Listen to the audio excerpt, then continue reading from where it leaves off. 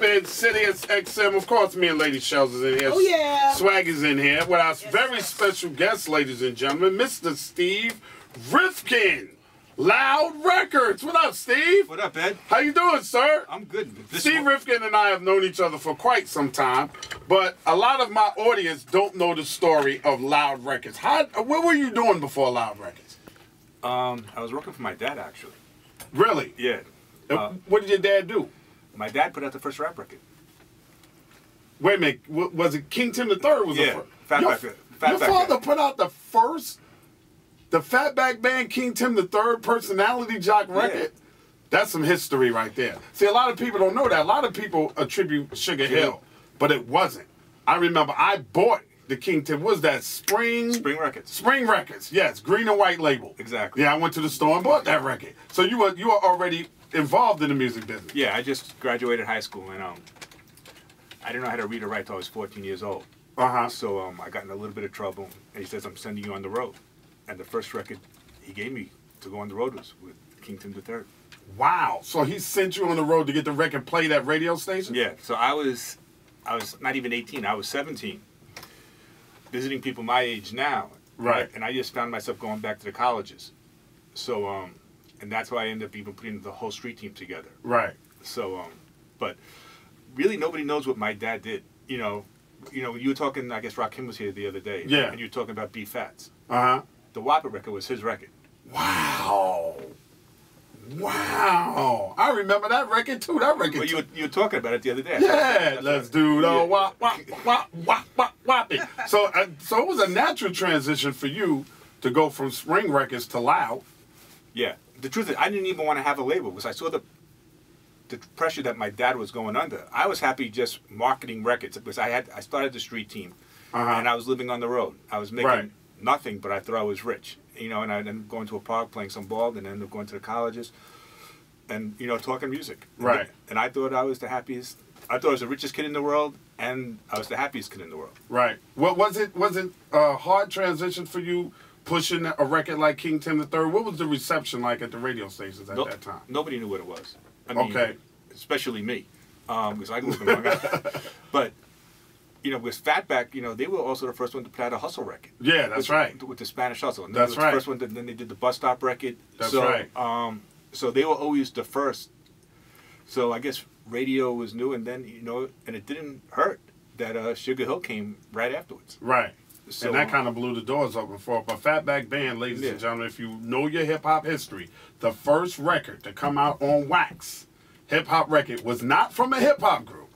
It was from a funk band called the Fatback Band. It was called King Tim the Third Personality Jock. Mr. Steve Rifkin is in the building with me right now. This was one of Steve's groups, Mobb Deep, M-O-B-B-D-E-E-P. Is in the building, along with the Wu-Tang Clan and a lot of other great artists. Big Pun, another Loud Record artist. Yes, you had some stuff, Steve. We had Pun, we had Exhibit, we had the Licks, we had Flex's, the original mixtapes. That's right. That did extremely well. We had 3-6 Mafia, we had Project Pat, Gangsta Boo. Wow. When did you get the Wu? Who brought the Wu to you? A guy by the name of Trevor Williams. I put the street team together. Okay. So my local guy in Detroit sent it to my college radio guy in LA. Okay. So I was in New York for my 31st birthday because I was living in LA now. Okay. And RZA just showed up. He was Prince Rakeem, and it was the best birthday gift I ever had in my life. He came to your office? Came to the office unannounced, everything like that. The reception. I was working at a RCA building. That's what I was going through. And somebody said, a guy named Prince Rakeem is here. I'm like, you're kidding me. Right? And he came in, and I was with E. Swift from the Alcoholics. Played the record. I'm like, what do we have to do? He goes, well, can I bring the clan up? I'm like, yeah, where are they? They said, oh, they're outside. Right? So they come up in an office a quarter of this size. Okay. So they come up and they perform the record. Like, wow. To the record. So, can you curse on here? Yeah. So, I'm listening. E. Swift is listening, and he's like, you gotta sign this, you gotta sign this. Some guy comes barging in, says, that's that shit. Walked out, I never saw him again. So I don't know I don't know if RZA set me up. Right. Or if this kid really worked in the mailroom that just got fired or whatever. To this day, I never saw him again. Wow. And he just told you that's that shit. No, but he ran. We were all in the room. I mean, literally from here to here. I mean, a quarter of the size. And we did the deal 2 weeks later. Wow. And you just E Swift co-signed and you just knew it. You just knew it. Had you heard anything like that before? No, don't forget, because I heard Protect Your Neck didn't have a hook. I'm like, how does this record? Protect Your Neck didn't have a hook?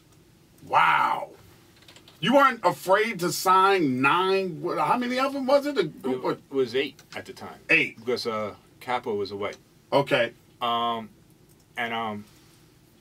was desperate, man. You know, it was like, you know, I wasn't desperate, but, you know, Twister was the first artist on Loud. Then it was the Licks. Right. And they both did okay. But I was, you know, since me being from New York, I wanted a New York record. Right.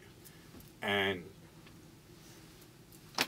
you know, RZA just, you know, came. Like I said, we did the deal 2 weeks later, and the rest is history. Wow. That's crazy. Wasn't that in those days, it was a lot of competition. Like you were just telling us off the mic that you and your dad gave Russell his first deal. So there was Def Jam was happening. There was so many things happening. How was it that Loud was trying to keep up with that competition? So to this day, I don't consider myself an A&R guy. I consider myself a promotion man. So don't forget, I had the street team. Nobody really had a street team. Yeah, no, nobody had a street team like Loud did. So, and I owned the name.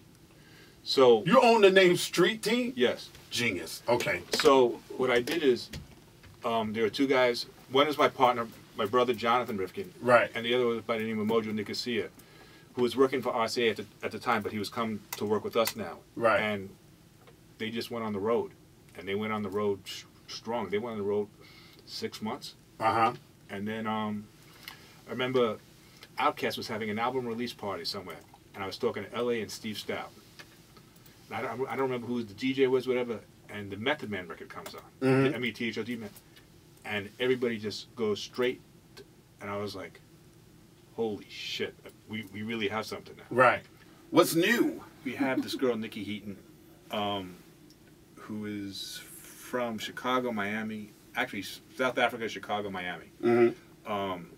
And we found her through the old-fashioned way, but she had a huge YouTube presence. Okay. Where she covers with a guitar every rap record possible. I think I saw her. Right? White girl, beautiful. Yeah, I saw her. And she ended up being this incredible songwriter, incredible producer, and a voice that's golden. Wow. So we have her. I have this female MC out of New Orleans called 3D Nati. Okay. I just think, I mean, she's that next one. Okay. And then we have a kid out of Philadelphia called Tayyib Ali. Okay. Philly's always a good breeding ground for talent, ain't it? Yeah, so, I mean, those 3 are the 3 that I'm truly, truly excited about. Who brought Pun to you? Joe. Joe brought you Pun? Yeah. What did you think when the first time you heard? Did he spit for you live or did you hear No, I'm going to tell you what happened. I was in Chicago with Quincy Jones. I get a phone call from a guy by the name of Mickey Benson. Yeah, Mickey's here. We love Mickey. Right? So Mickey goes, I got Joe on the phone. So he puts Joe on the phone. I never met Joe before. Never even really spoke to Joe before. Right. He goes, I got this artist, Big Pun. I said, I'm in Chicago. I'll be home tomorrow. You know, I go, let's meet. So he goes, all right, what time? I said, 2 o'clock. So I meet with Joe. And I said, well, I need to meet Pun. He goes, I go, come back. And I was going back to LA to see my kids. I go, come back tomorrow at 11 o'clock because I have a 1 o'clock flight or 1:30 flight. So there was a kid in my office who was my head of A&R by the name of Matty C. And Matty would show up in the office once every 6 weeks. And then when... I tell the truth. It's the truth. But I love him to death. But I spoke to him 30 times a day. Right. Right?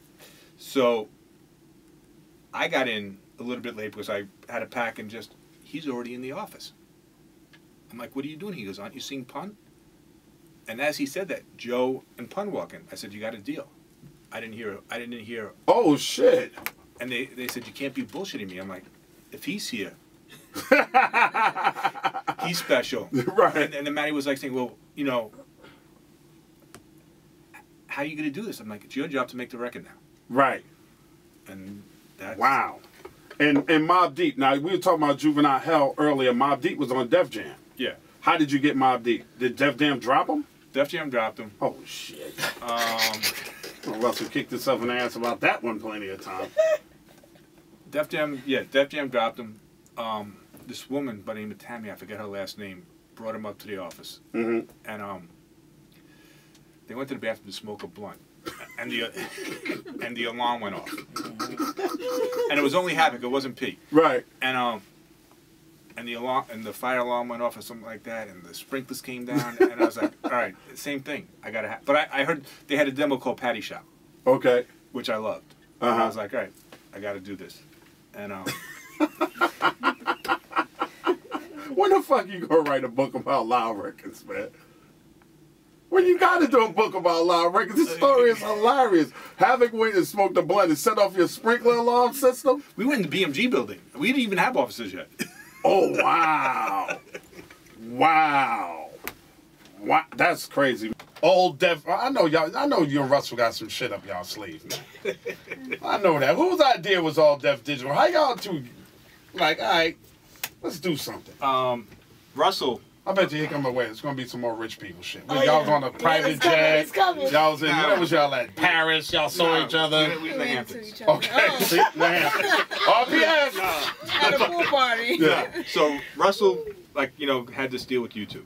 Right. I started managing a kid by the name of Spoken Reasons, who's the biggest black comedian on YouTube. He has over like 1.5 billion views and and 3 million subs. So he was starting it. Then he was going into business with a guy by the name of Brian Robbins, who happens to be my best friend. And Brian directed the show and produced the show with Russell. So is this the same Brian Robbins TV, Brian Robbins? Yeah. Okay. Yeah, he just downplayed that part of Brian Robbins. How many shows has Brian, really successful TV shows has Brian had? I mean, he pretty much put Nickelodeon. Yeah, and all of that. Wow. Yeah, all of that is Brian Robbins. I know Brian. And the show, all that. Yeah, and the show, all that, and all Brian. One Tree Hill and Smallville, just to name a few. Just to name a few.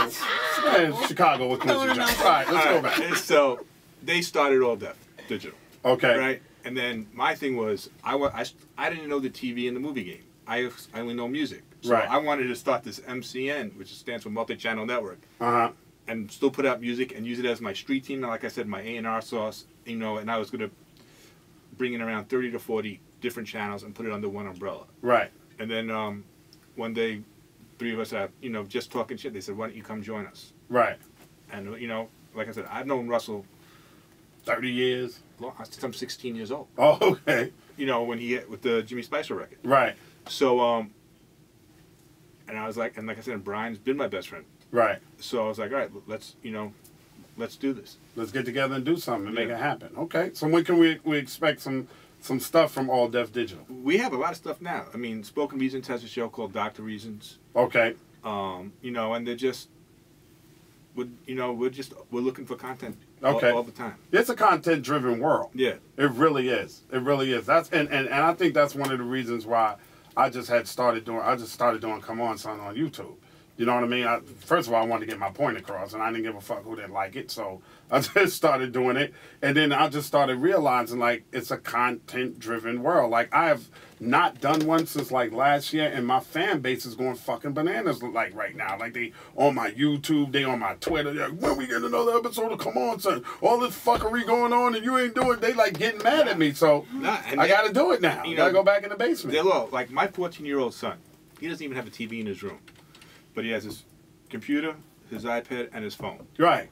And he's working all three like he's a DJ. Right. I mean, I don't know what the fuck he's watching. And like you know, and then he'll call me up in between all this, you know, just like you know about this. Like he found me Spoken Reasons. Right.